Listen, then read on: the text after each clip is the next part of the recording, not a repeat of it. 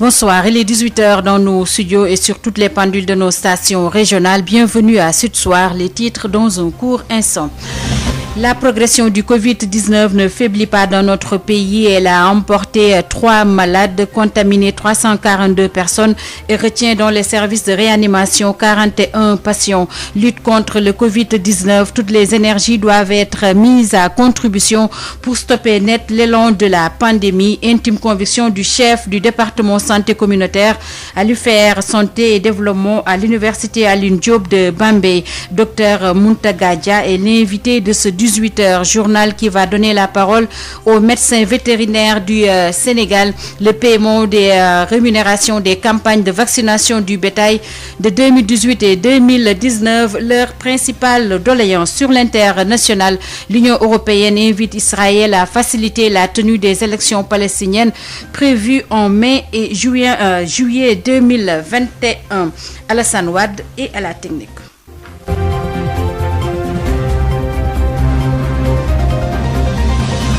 Sud Soir. Hapsa Eliman Wan. Bonsoir et bienvenue à Sud Soir. Je vous le disais en titre, nous parlons d'abord de la riposte contre le Covid-19. Des initiatives ont été prises, notamment l'engagement communautaire, mais des efforts restent à faire. Selon Dr Mountaga Dia, il est médecin en santé publique et chef du département santé communautaire à l'UFR Santé et Développement de l'université de Bambey Alioune Diop. Il ajoute que le ministère de la Santé et de l'Action sociale doit utiliser toutes les énergies émanant du mouvement associatif pour améliorer la riposte au niveau communautaire. Nous écouterons Dr Mountaga Dia avant la fin de cette édition. Il en est l'invité. Face à cette nouvelle vague, un important dispositif sanitaire a été mis en place à l'université Cheikh Anta Diop de Dakar. C'est pour lutter contre le Covid-19. Reportage signé Babacar Samb. Juste devant la petite porte de l'université Cheikh Anta Diop de Dakar, 2 vigiles veillent à l'accès au port obligatoire du masque. M2 la nekk espagnol. Oui, c'est pas l'appel là. Je ne parle pas. M2 ça est facile. À l'entrée du campus, c'est un autre dispositif qui est mis en place, une équipe déployée qui oriente les étudiants ou visiteurs vers les capteurs de température. Gel hydroalcoolique, lave-mains occupe les 100 premiers mètres de la résidence universitaire. Depuis le début de cette pandémie, la direction du COUD a mis en place un ensemble de dispositifs, à savoir des lavages de mains. En plus, ils ont procédé à la distribution des masques. À un jet de pierre, nous sommes devant le restaurant argentin. Les étudiants se précipitent pour le déjeuner, mais il faut passer d'abord par le box de contrôle de température et porter correctement son masque. Au niveau des restaurants aussi, on exige de porter les masques.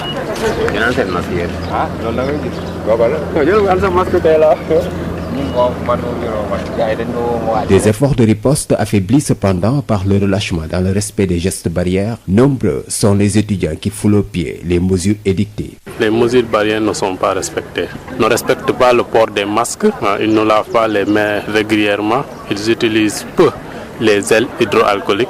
La distanciation n'est pas respectée dans les chambres, dans les restaurants, dans les amphis. Les amphithéâtres, véritables vecteurs de transmission du virus du fait du nombre pléthorique d'étudiants qui les fréquentent. Ici, il est aussi difficile de se conformer au protocole sanitaire. Et là, ce sont les professeurs qui les obligent également de porter les masques, sinon le professeur les font sortir. Peut-être quand il s'agit des examens, la distanciation est respectée, mais quand il s'agit des cours, la distanciation n'est pas respectée. Et là, des innovations sont attendues. L'université Cheikh Anta Diop de Dakar va introduire l'enseignement bimodal dans ce système à partir de l'année académique 2020-2021. C'est-à-dire que les cours vont se faire en présentiel et à distance.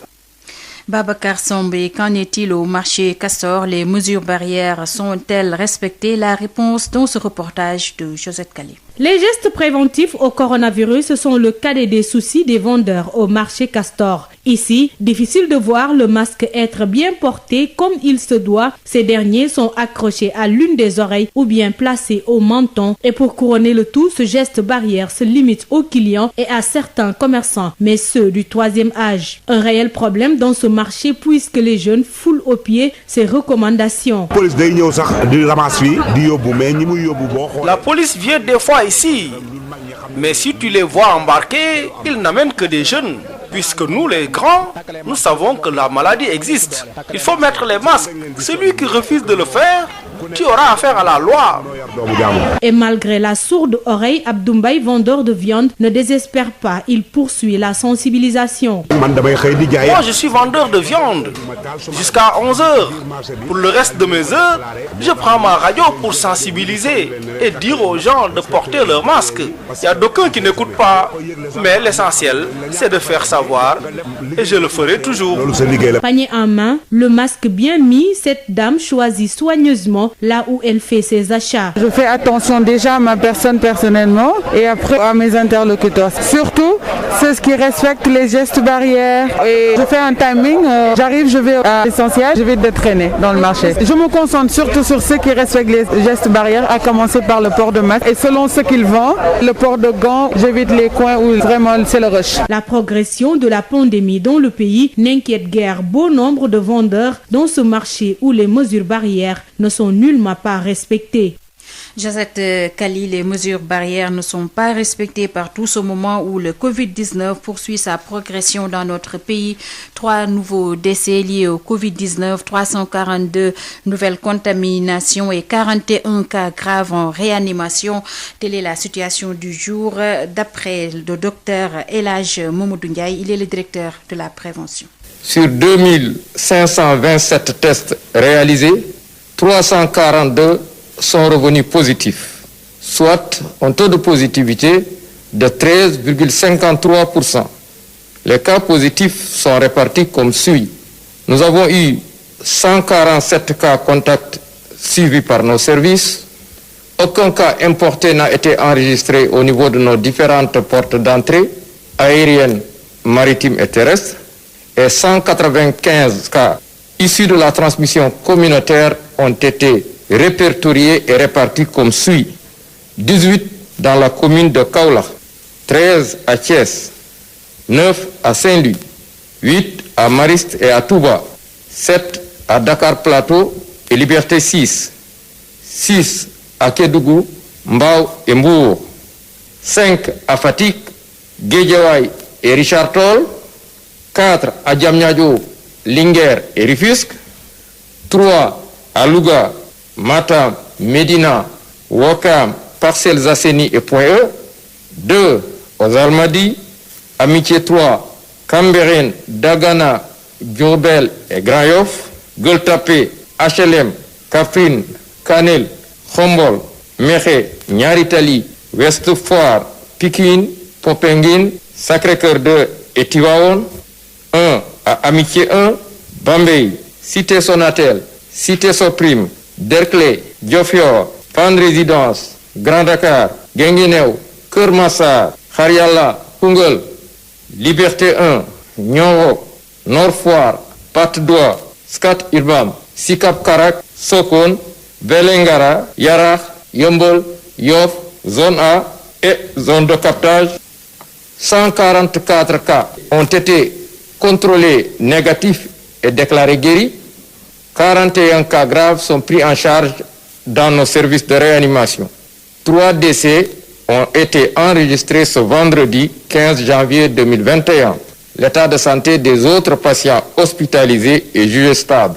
À ce jour, 22 738 cas ont été déclarés positifs, dont 19 052 ont été guéris, 509 patients sont décédés et donc il nous reste sous traitement 3 176 patients. Docteur El Hadj Mamadou Ndiaye, parlons toujours de santé, cette fois-ci de la grippe aviaire. La Gambie et le Mali suspendent toutes les importations de volailles en provenance de notre pays. Un manque à gagner pour la filière avicole, même si le volume d'exportation vers ces deux pays n'est pas trop important, d'après le vétérinaire spécialiste en santé publique et coordonnateur du comité technique de l'interprofession avicole au Sénégal, Docteur Amadou Gueye, avec Adjaratou Ndeye Mariam Ndiaye. Les impacts, pour le moment, on cherche à les évaluer parce qu'il faut un peu revenir sur des volumes d'exportation vers la Gambie et vers le Mali. Mais jusqu'à présent, ce n'était pas des volumes énormes. Donc, c'est vrai que quel que soit le volume, ce sera un impact. Maintenant, est-ce que cet impact sera important ou pas? Il faut dire que nous, on préfère revenir rapidement à un stade de pays indemne et pouvoir revenir ces exportations-là. Mais c'est un manque à gagner. Et on va essayer de l'évaluer.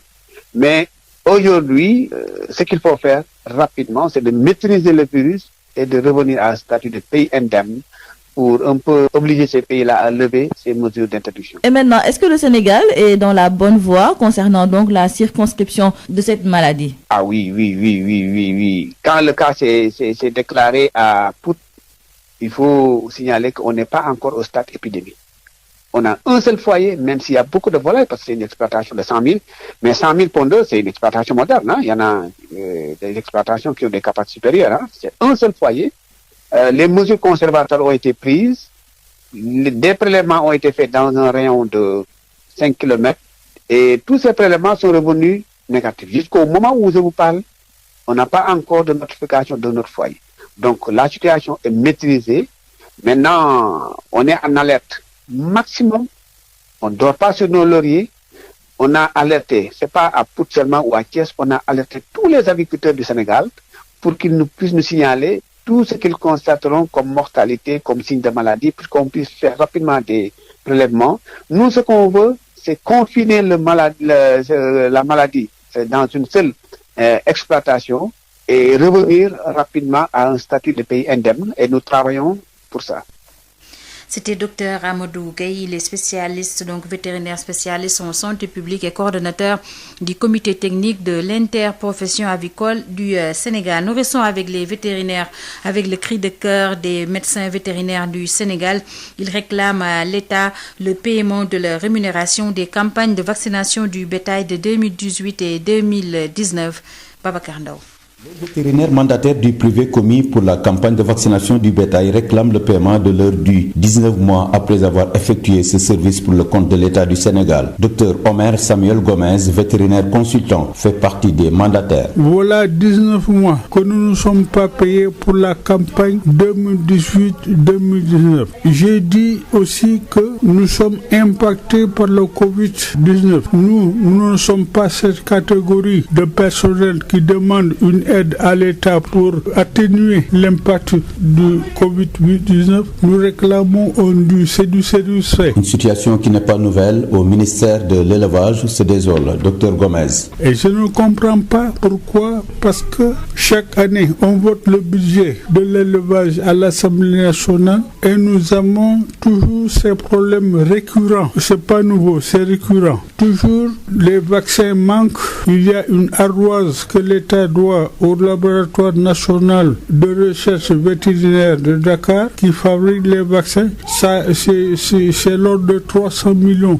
Et on nous donne de manière séquencée des vaccins. Vous avez par exemple 2000 doses alors que vous avez besoin de 25 000 doses de vaccins. Comment pourrez-vous continuer à faire la vaccination? Comme cela ne suffisait pas, le changement de ministre au département de l'élevage n'est pas pour faciliter les choses. Renseignement pris au niveau du secrétariat de l'ordre des vétérinaires de Dakar, on nous dit que toutes les factures ont été revues, corrigées, rassemblées et un état global a été fait. Il restait normalement la signature du ministre de l'élevage, mais avec les changements intervenus du nouveau gouvernement, alors c'est repoussé au calendrier grec. Ils sont au total une cinquantaine de vétérinaires mandataires au niveau national à des pères de famille qui interpellent le chef de l'État. Babacar Ndao, Thiès, Sud FM.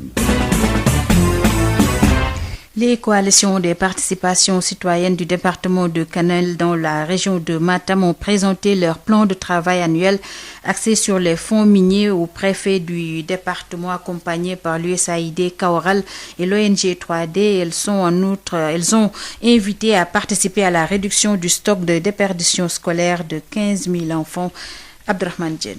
Par l'entremise de l'USAID Kaoral et de l'ONG 3D, les coalitions des participations citoyennes de Kanel ont pu présenter leur plan de travail annuel au préfet du département. La redistribution des fonds miniers aux communautés sera au cœur des combats, révèle Ibrahima Diop, coordonnateur de l'USAID Kaoral. Ce sont les coalitions de participation citoyenne qui sont mises en place par le programme USAID Kaoral, qui sont venus présenter à l'autorité administrative, en l'occurrence le préfet du département de Kanel, leur plan de travail annuel pour que ces ressources qui sont issues de l'extraction minière puissent profiter carrément aux communautés impactées. L'élaboration de ce document n'est que le fruit d'un travail titanesque abattu depuis des années par l'ONG 3D, témoigne Amilou Dem, secrétaire général des CPC du département du Kanel. Il y a de cela 2 ans que l'ONG 3D est en train de former les gens pour enfin mener beaucoup d'actions au niveau de leurs localités respectives. Je dirais qu'aujourd'hui, si nous avons eu à avoir ce programme et à mettre en œuvre des idées depuis presque des années, et aujourd'hui on vient de le présenter sur un document pour enfin trouver des bailleurs pour les réaliser, ça c'est vraiment un bénéfice pour nous tous. À la fin de la séance de travail, la satisfaction était le sentiment le mieux partagé, d'autant plus que les perspectives sont assez prometteuses selon Ibrahima Diop. Déjà, la chose à laquelle je me réjouis, c'est de voir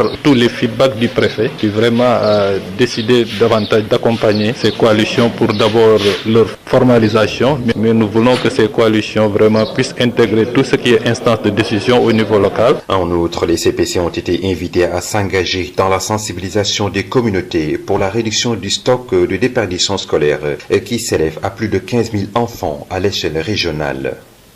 Matam, Abdurrahman Dien pour Sud FM. Abdurrahman, nous quittons la région de Matam où vous nous écoutez sur la 98.4 pour nous rendre dans Diourbel où vous nous suivez sur la 94.1 et c'est pour parler de la cérémonie de clôture du projet de vulgarisation de la loi criminalisant les actes de viol et de pédophilie. Ce projet va contribuer à la réduction de la violence faite aux femmes dans la région de Diourbel. Les détails, c'est avec la responsable régionale du projet Voix et Leadership des femmes au niveau de la zone centre. Elle se nomme Maguette Nyansey. Elle est avec Adama Ndiaye. Il s'agit d'un projet de vulgarisation de la loi criminalisant les actes de viol et de pédophilie qui a été mise en œuvre par le groupement des femmes pour le développement de Diourbel et financé par le projet Voix et Leadership des femmes via ces fonds rapides et réactifs qui sont des fonds qui bénéficient aussi bien aux organisations partenaires et non partenaires du VLF. Il est trop tôt de dire que la tendance est renversée. Parce que renverser la tendance en matière de violence faite aux femmes et aux filles à Diourbel, qui occupe la tête parmi les régions de ce pays, c'est trop tôt de le dire parce qu'il s'agit de résultats probants mais à long terme. Ce que l'organisation a fait par rapport à ce projet, c'est de contribuer aux efforts du ministère de la Femme, de la Famille, du Genre et de la Protection de l'Enfance. Et je dirais même que cette organisation, elle est pionnière dans la vulgarisation de cette loi. Parce que je le rappelle, la loi a été promulguée le 10 janvier 2020 par le président de la République. Elle a été votée aussi à l'unanimité par acclamation par l'Assemblée nationale. Et on n'a pas pu vulgariser cette loi. Telle était certes la volonté du président de la République qui avait instruit le ministère de la Femme de vulgariser la loi au niveau des communautés et dans les langues nationales. L'organisation est pionnière dans la vulgarisation de cette loi et aujourd'hui, elle a quand même fait des réalisations importantes qui ont permis de contribuer à une meilleure connaissance de cette loi, mais également à son appropriation par les communautés dans la commune de Diourbel. Et nous osons espérer que ce projet que nous clôturons aujourd'hui permettra dans le court terme de dissuader certains acteurs, mais également permet aux communautés de davantage s'approprier de la loi et que peut-être que ces violences vont dans le moyen terme diminuer. Sud International. Le président Yoweri Museveni, en pouvoir en Ouganda depuis 1986, a été réélu aujourd'hui pour un 6e mandat avec 58,64% des voix par l'instance nationale électorale. Son challenger Bobi Wine a obtenu 34,83% des voix selon la commission électorale. Nous restons dans le continent africain et après l'Ouganda, place à la Tunisie. La Tunisie qui risque de perdre des dizaines de millions de dollars détournés par le clan de l'ancien président Zine El Abidine Ben Ali est bloqué en Suisse en raison de l'expiration mardi prochain à minuit du gel de ses avoirs. C'est ce qu'a indiqué un responsable tunisien. Pour rappel, le 19 janvier 2011, 5 jours après la fuite du président chassé par un soulèvement populaire, le Conseil fédéral suisse avait ordonné le blocage à titre préventif des avoirs en Suisse de Ben Ali et de son entourage, un gel dont le délai légal peut aller jusqu'à 10 ans. L'ancien président est décédé en 2019 en exil en Arabie Saoudite et selon l'ONG suisse Public Eye, le clan Ben Ali aurait fait transiter près de 265 millions d'euros par la place financière de Genève durant les années 2000. L'Union européenne a salué ce samedi l'annonce par le président palestinien Mahmoud Abbas de l'organisation d'élections en mai et juillet et appelons Israël à en faciliter la tenue dans l'ensemble des territoires palestiniens. Ces élections législatives et présidentielles, les premières depuis 15 ans, ont été annoncées hier vendredi. Et enfin, le président élu américain Joe Biden a choisi Wendy Sherman, une des principales négociatrices de l'accord sur le nucléaire iranien en 2015 pour occuper le poste de secrétaire d'État adjointe. Une autre vétéran de la diplomatie américaine, Victoria Nuland, ancienne ambassadrice à l'OTAN, a été désignée sous-secrétaire d'État chargée des affaires politiques. Sud FM, l'invité du jour. Ce samedi, nous recevons comme invité dans ce 18h Dr Muntaga Dia. Il est médecin en santé publique et chef du département santé communautaire à l'UFR Santé et Développement, donc à l'université Alioune Diop de Bambey. Il est avec Babacar Samb. Coronavirus, 342 nouveaux cas révélés ce samedi. Les cas communautaires qui se multiplient également avec 195 enregistrés ces dernières 24 heures. Toutes les régions touchées. Comment jugez-vous la riposte? Bon, il se trouve que le monde entier... Docteur Muntaga Dia, bonjour. Bonjour.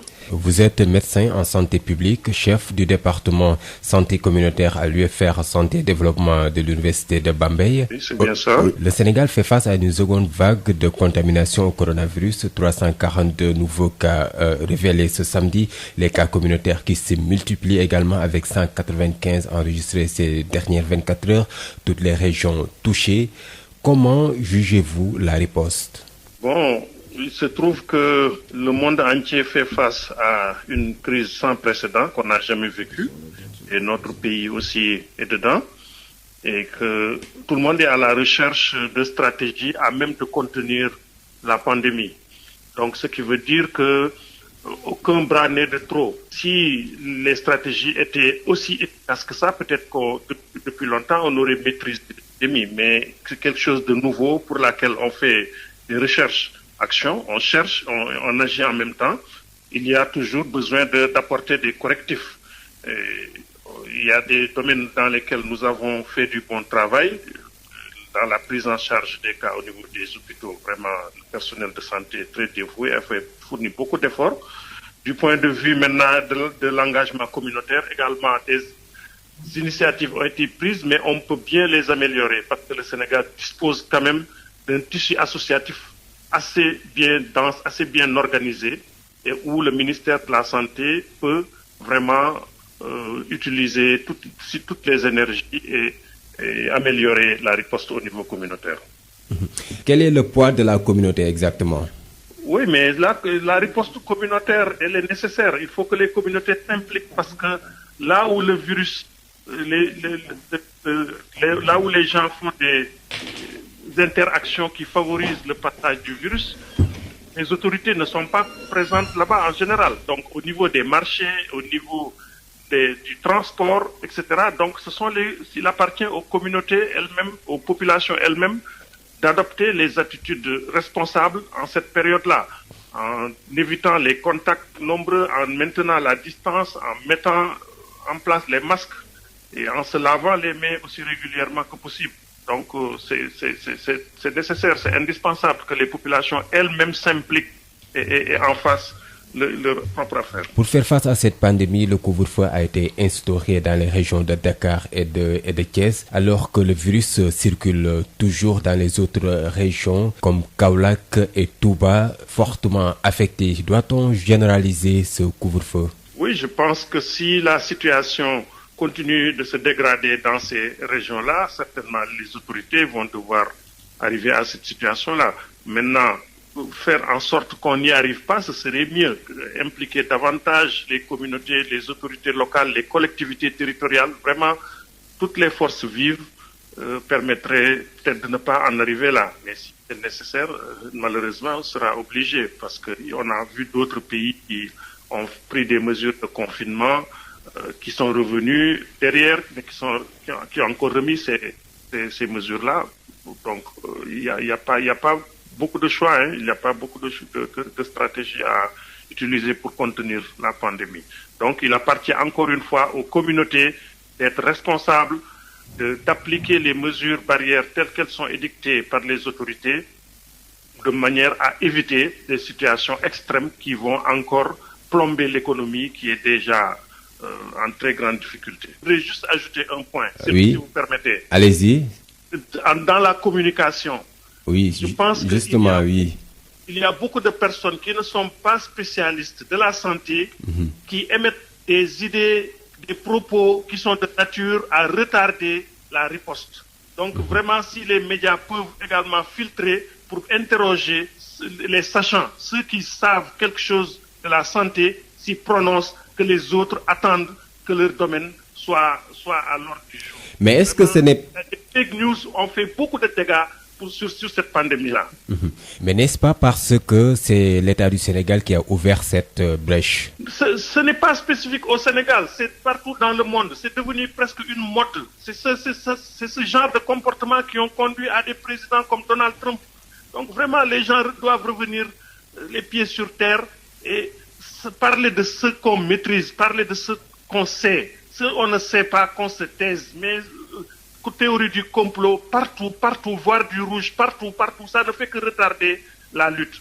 Sur la vaccination, il y a eu des avancées. Les gens sont en train de faire des campagnes de vaccination qui vont être évaluées comme les autres campagnes de vaccination qu'il y avait avant. Si on a pu faire reculer certaines pathologies, c'est parce que la vaccination a été efficace. Donc pourquoi, bien avant même que le vaccin soit découvert, même des gens ont commencé à diffuser des fausses nouvelles sur des théories du complot qu'on ne comprend pas. Et ça ne fait qu'amener de la psychose auprès des populations. Et ça ne les arrange pas. On n'aide pas les populations à sortir de cette crise-là en brouillant leur esprit. En tout cas, la crainte est déjà là, bien réelle, face à ce vaccin anti-Covid. Que doit faire exactement l'État du Sénégal pour au moins juguler ce problème? Mais l'État du Sénégal a mis en place, au niveau du ministère de la Santé, un comité scientifique qui s'occupe de cela. Et c'est toujours comme ça qu'on a avancé. Ce n'est pas une nouveauté. Je vous dis, pour l'hépatite B, en 1997, je vous dis, moi, j'étais en France. J'ai entendu ce genre de théorie du complot sur le vaccin contre l'hépatite B. J'ai retardé la vaccination de mes enfants. Revenu au Sénégal, j'ai posé la question à mon pédiatre qui m'a dit « Amène-moi les enfants, je les vaccine. » C'est des fausses informations. Et voilà, depuis lors, on a vacciné nos enfants contre l'hépatite B. On les a protégés contre une maladie très grave. La poliomyélite, la même chose. Donc tous ceux qui disent ça depuis une décennie ou voire des décennies maintenant n'ont jamais eu raison. Ils ont toujours eu tort. Donc pourquoi continuer à avoir cette attitude-là? Docteur Mountaga Dia, je vous remercie. Je rappelle que vous êtes médecin en santé publique, chef du département santé communautaire à l'UFR Santé et Développement de l'Université de Bambey. Hapsa Eliman Wan.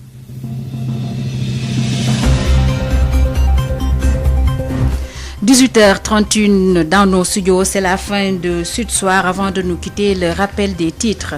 La progression du Covid-19 ne faiblit pas. Il a emporté 3 malades, contaminé 342 personnes et retient dans les services de réanimation 41 patients. Lutte contre le Covid-19, justement, toutes les énergies doivent être mises à contribution pour stopper net l'élan du Covid-19. Intime conviction du chef du département santé communautaire à l'UFR Santé et Développement à l'université Alioune Diop de Bambey. Dr Mountaga Dia était l'invité de ce 18h qui a donné la parole aux médecins vétérinaires du Sénégal. Le paiement des rémunérations des campagnes de vaccination du bétail de 2018 et 2019, telle est leur principale doléance. Sur l'international, l'Union européenne invite Israël à faciliter la tenue des élections palestiniennes prévues en mai et juillet 2021. Alassane Wade était à la technique. Merci à lui. Merci également à vous, chères auditrices et auditeurs de Sen Radio, que vous pouvez écouter à tout moment au www.sudfmsenradio.com. Merci et très bonne suite de programme.